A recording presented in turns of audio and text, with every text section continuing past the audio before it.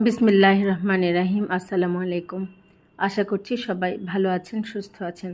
পাঠ করছিলাম আল বিদায়া ওয়ান নিহায়া গ্রন্থটি লিখেছেন আবুল ফিদা হাফিজ ইবনে কাসির আর দামেস্কি রহমতুল্লাহি আলাইহি। বইটি বাংলায় অনুবাদ করেছেন মাওলানা সৈয়দ মোহাম্মদ ইমদাদউদ্দিন, মাওলানা মোহাম্মদ মহিউদ্দিন, মাওলানা বোরহানুদ্দিন, মাওলানা মোহাম্মদ আবু তাহের।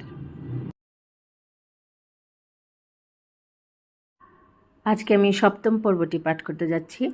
আমরা গত পর্বে পাঠ করেছিলাম আল্লাহ তাআলার নদ নদী সৃষ্টি। এর পরবর্তী অংশটুকু আমি আজকে পাঠ করব। দৈর্ঘ্য প্রস্থ সমুদ্র, নদী, নালা, পাহাড়, পর্বত, প্রান্তরাদি, পৃথিবীর শহর, বন্দর, বিজনভূমি ও জনবসতিপূর্ণ এলাকাসমূহ, পারিভাষিক অর্থের 7 মহাদেশ, সুবিদিত দেশসমূহ এবং বিভিন্ন দেশের প্রাকৃতিক উদ্ভিদজাত খনিজ ও বাণিজ্যিক বিষয়াদি সম্পর্কে